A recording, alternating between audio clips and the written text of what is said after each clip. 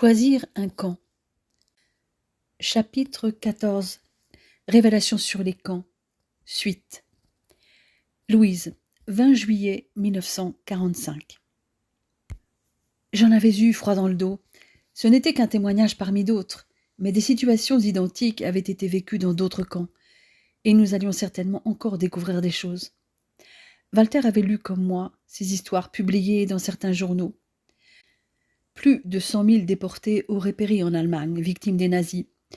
Et il n'est question que des déportés politiques, d'après ce que j'ai compris.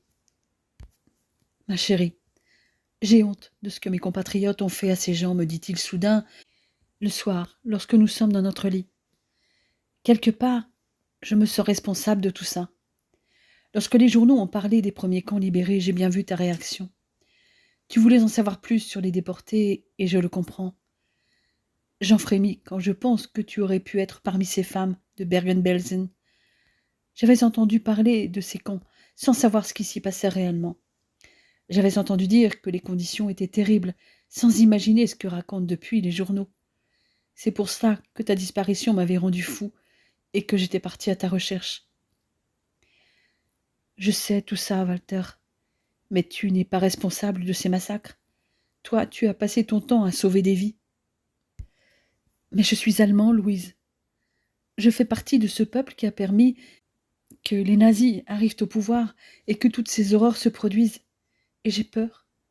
Peur que tu finisses par me haïr à cause de ça.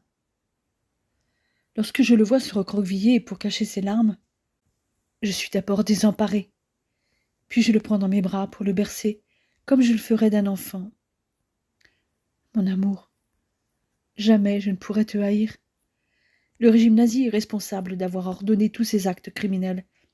Et tu n'es pas un nazi. Tu n'as jamais été. Est-ce que tout un peuple, c'est-à-dire plusieurs dizaines de millions de personnes, est responsable, alors que quelques centaines de milliers d'entre eux ont commis ces crimes ou en ont été témoins sans les empêcher? Et parmi ceux qui ne s'y sont pas opposés, il y a aussi les Alliés qui avaient reçu des informations sur ce qui se passait dans ces camps dès 1943.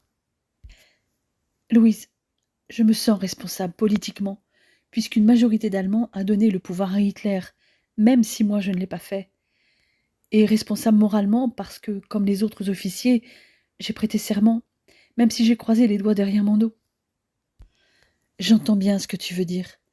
Mais si je te suis, est-ce que tous les soldats de la Wehrmacht sont responsables de ce que la Wehrmacht a fait ou non dans son ensemble?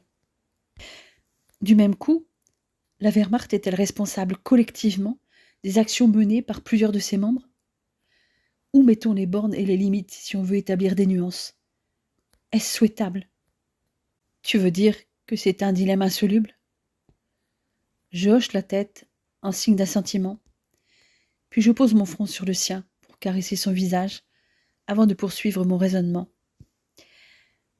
Quant à l'arrivée des nazis au pouvoir, elle est liée aussi aux circonstances, en réaction aux conditions imposées à ton pays après la Grande Guerre, à la crise économique, à l'antisémitisme ambiant, que sais-je encore. Tout cela a permis la montée du fascisme. Tu ajoutes à cela un chef qui parle de grandeur de la race germanique pour flatter l'allemand moyen, l'infériorité des autres races et tout le tintouin, qui rejette la faute de la situation du pays sur des minorités et le tour est joué. Mon argumentaire un peu tarabiscoté a au moins le mérite de faire sourire mon homme. Faut-il que je te rappelle qu'en ce qui concerne les théories raciales et eugénistes, les plus importants théoriciens sont des Français, comme Gustave Le Bon, Georges Vacher de la Pouge, qui est un théoricien eugéniste, et surtout Arthur de Gobineau, qui n'a pas trouvé grand écho en France, mais a eu beaucoup de succès en Allemagne. « Tu n'exagères pas un peu, là ?» me murmure mon amoureux. Le seul Allemand, Haeckel, s'il passe pour un pionnier de l'eugénisme, n'avait pas vraiment de conception eugéniste. Il a surtout contribué à diffuser la théorie de l'évolution de Darwin chez les racialistes. Et puis Hitler ne s'est-il pas inspiré de l'eugénisme américain, notamment The International Jew? Cette fois, Walter me regarde médusé, mais je suis sur ma lancée. Mon cœur, les Américains blancs ont exterminé les Indiens, et les Espagnols ont fait bien des dégâts en Amérique du Sud et dans les Caraïbes. Il est vrai que cela a été fait sur un temps plus long. Tu es adorable. Mais la population ne pouvait pas ignorer l'existence des camps, puisque la propagande nazie en parlait dans la presse. De manière contrôlée, je te le concède. En effet, je le sais bien. Pour le régime national-socialiste, il s'agissait de faire passer un message à double sens. D'un côté, les sympathisants nazis ou conservateurs entendaient qu'ils étaient protégés et débarrassés des meurtriers et incendiaires communistes. D'un autre, il s'agissait de faire comprendre aux éventuels opposants qu'il restait encore des places. Cependant, les autorités nazies ne sont pas parvenues à totalement contrôler l'image des camps, insistai-je. Bon nombre d'Allemands ont été témoins des violences, comme les témoignages des rescapés le prouvent. Ils voyaient les cortèges de prisonniers violentés traversant les villes et villages dans le cadre du travail forcé. Dans certaines prisons improvisées, ils devaient entendre les cris des détenus torturés. Je suis d'accord avec toi. De plus, parallèlement, certains gardes SA puis SS racontaient leurs actions dans leur cercle familial, mais aussi dans les brasseries du coin. C'est comme ça que j'en ai eu connaissance, sans connaître les détails sordides qui sont révélés aujourd'hui. En même temps, et malgré les menaces, certains prisonniers libérés se sont livrés à de véritables témoignages détaillés, et au début du fonctionnement des camps, certains acceptaient les visites des familles. Je n'ai aucun mal à imaginer le bouche à oreille qui contredisait la propagande, notamment sur le traitement des prisonniers. Si l'ensemble de la population allemande ne pouvait connaître de manière détaillée le fonctionnement des camps de concentration, elle était tout de même placée dans la confidence. C'est pour ces raisons que je me sens fautif, poursuit Walter. L'Allemagne devra reconnaître sa responsabilité, mais les Allemands devront surtout en tirer les leçons pour que ça ne recommence jamais. Je sais qu'à chaque fois qu'il y aura de nouvelles informations sur les crimes des nazis, il se sentira mal. Mais je veux qu'il sache que quoi que les journaux et les témoins racontent, je ne le rends pas responsable. Je veux l'assurer de tout mon amour et surtout, je veux lui prouver par des actes. En juin 1945, le 21e a réquisitionné la maison et le terrain d'une belle villa à Strasbourg, à environ 150 km de Mirecourt, pour servir de camp de repos au personnel de l'unité. Comme le major Benjamin H. Charles avait supervisé les réparations et la rénovation de cette villa, l'endroit avait été baptisé Château Charles, en reconnaissance de ses efforts. Le terrain comprenait une serre, un garage, des jardins de fleurs et de légumes, et pouvait accueillir environ 30 membres de l'unité à la fois. Le 4 juillet 1945 a été célébré à Mirecourt par un grand pique-nique. Pendant que les patients et le personnel se rassemblaient pour profiter de l'événement, une fanfare allemande de 40 prisonniers de guerre, organisée en mars, avait joué quelques morceaux. Les nombreuses tables étaient chargées de nourriture, notamment d'œufs durs frais, de fromage en tranches, de cornichons entiers, de salade de pommes de terre froides, de hot-dogs, de rôtis de bœuf tranché, de laitue, de moutarde et de gâteaux. À cela, il faut ajouter les litres de Coca-Cola, de bière et de limonade à l'orange. Une table ne contenait que des bonbons et des cigarettes. C'était sans doute plus que ne le pouvaient se le permettre les Français, toujours rationnés. Néanmoins, le 14 juillet a été fêté dignement, avec simplicité à Mirecourt, et plus de pompe à Paris, comme en ont témoigné les images diffusées au cinéma. La fête nationale a en effet donné lieu à un immense défilé des troupes victorieuses à Paris, de l'Arc de Triomphe à la place de la Nation, en passant par la place de la Bastille, où était installée la tribune officielle. La foule s'était massée sur le parcours du défilé, tandis que la capitale s'était parée de drapeaux tricolores. Le général de Montsabert avait ouvert le défilé avec la 6e compagnie du 4e régiment de tirailleurs tunisiens. À Mirecourt, tout était fait pour satisfaire les besoins spirituels et de loisirs des patients et du personnel. Outre une chapelle avec un autel installé derrière des écrans amovibles, il y avait une salle utilisée pour les assemblées générales, mais aussi pour de nombreuses activités différentes, messes des officiers, salles de cinéma ou salles de danse. De plus, un bâtiment de cinéma d'une capacité de 600 places avait été inauguré.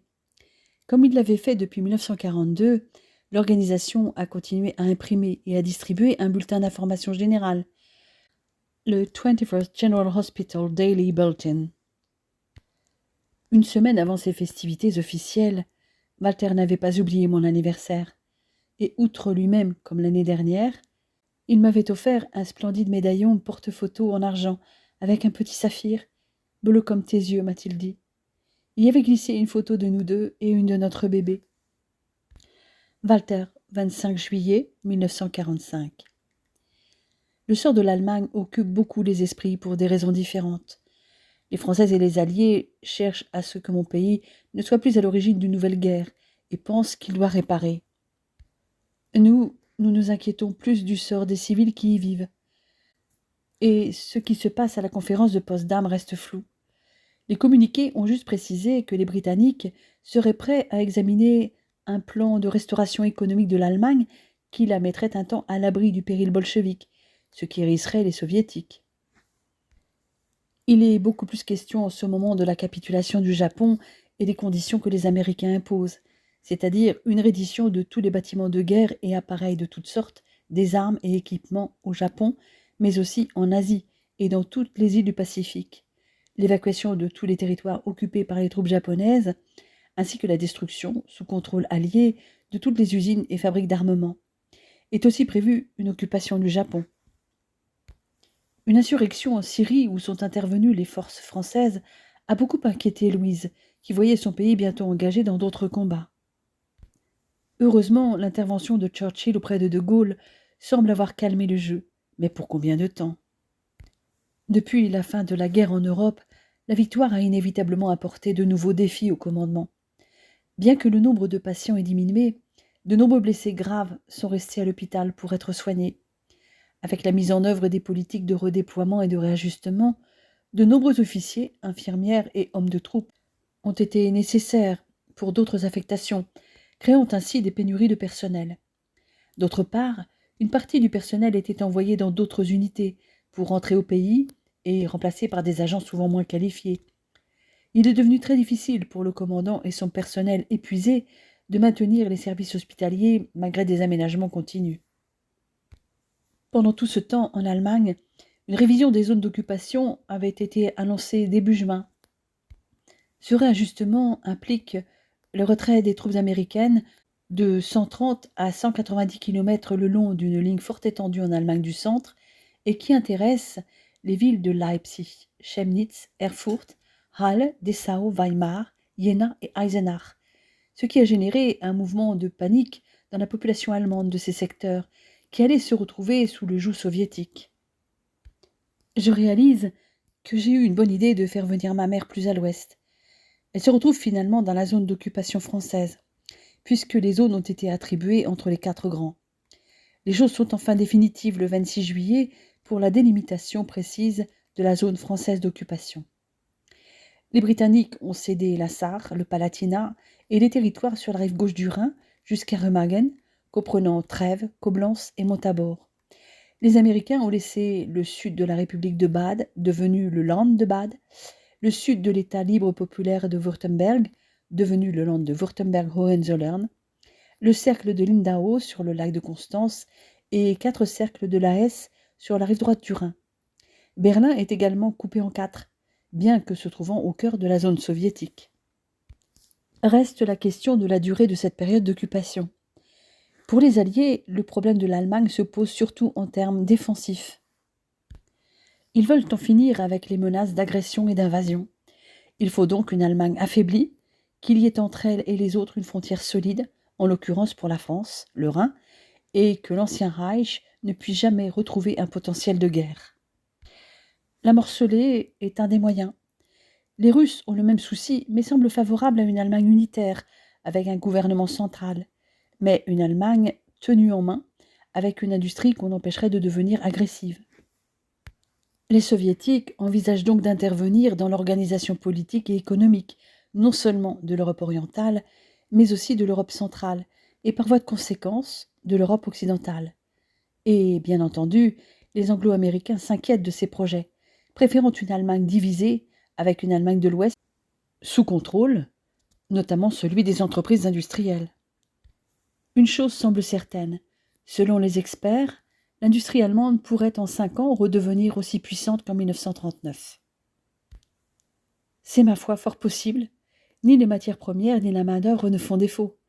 L'important est de savoir comment l'utiliser pour la prospérité générale et de l'Allemagne en particulier, sans qu'elle devienne une concurrente désordonnée, puis une concurrente militaire et une menace pour la paix. Les Alliés doivent donc mettre sur pied une organisation économique mondiale dans laquelle la production allemande et celle de l'Europe en général trouveront leur place, sinon le monde continuera à vivre au milieu des rivalités, avec le risque de désordre et de crise qui font le lit des dictatures. Néanmoins, la question des zones d'occupation étant réglée, je peux enfin organiser un séjour au bord du lac de Constance pour aller à Euningen, afin que la femme de ma vie et ma fille puissent enfin faire la connaissance de ma mère, en espérant qu'elle aille bien. Le courrier n'est toujours pas rétabli, mais je ne peux plus attendre.